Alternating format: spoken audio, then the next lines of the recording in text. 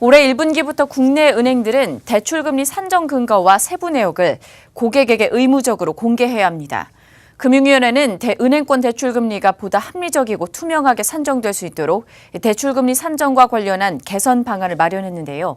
자세한 소식은 이순영 기자입니다. 금융당국이 은행의 주먹구구식 대출금리 산출 관행을 바로잡기 위해 오늘 개선 방안을 마련했습니다. 앞으로는 은행에서 돈을 빌릴 때 어떤 정보가 금리 산정에 반영이 됐고 어떤 계산으로 금리가 매겨졌는지 구체적인 정보를 제공받을 수 있게 됐는데요. 금융위원회는 오늘 이 같은 은행권 대출금리 산정 개선 방안을 올해 1분기부터 시행한다고 밝혔습니다. 그동안 대부분의 은행은 모범 기준에 따라 대출금리를 산정해오고 있었지만 일부 지점에서는 부당 산정 행위가 발생했고 그럼에도 구체적인 제재 근거가 없는 문제점이 지적돼 왔습니다. 또 코픽스 금리가 은행이 대출을 위해 실제 조달하는 자금의 비용을 제대로 보여주지 못한다는 지적도 제기되면서 금융위가 지난해 7월부터 은행연합회와 금융연구원 등과 태스크포스를 꾸려 개선안을 마련한 것입니다. 구체적으로 살펴보면 우선 소비자에 대한 정보 제공이 강화됩니다.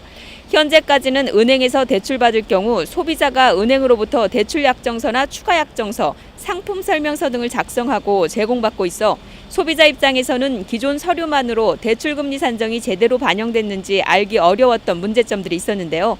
소비자가 알아야 할 핵심 사항이 포함되도록 대출금리 산정 내역서를 작성해 소비자에게 제공하도록 의무화했습니다. 소득, 담보 등 기초정보를 포함함으로써 소비자는 본인이 제공한 기초정보가 대출 심사에 제대로 반영이 되어 있는지 확인이 가능해집니다. 신용도가 변화하는 경우 소비자가 금리 인하 요구권을 적극적으로 행사할 수 있도록 금리 인하 요구권 내용을 내역서에 명기하도록 하겠습니다. 금융위는 중도 상환 수수료도 개선하기로 했습니다. 현재 은행은 대출 후 3년 내 상환이 발생하면 상환액의 1% 내외를 중도 상환 수수료로 부과하고 있지만 중도 상환 시 이자 손실이 거의 발생하지 않는 변동금리 대출에도 고정금리 대출과 동일한 수수료를 적용하고 있어 이자 손실 리스크가 크지 않은 변동금리 대출의 중도 상환 수수료를 인하하기로 했습니다. 또 오는 7월부터는 대출금리 산출 기준인 코픽스가 바뀌어 대출금리가 낮아집니다.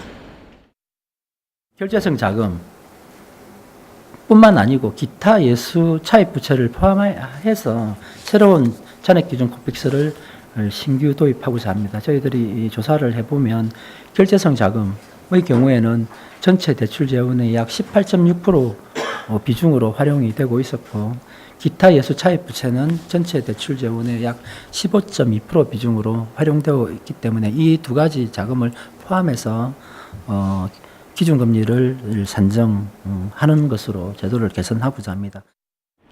금감원은 모범규준 개정은 1분기 중 마무리하고 은행법 시행령과 감독규정 시행 세칙은 상반기 중 마련할 방침입니다. 지금까지 금융위원회에서 아시영지TV 이순영입니다.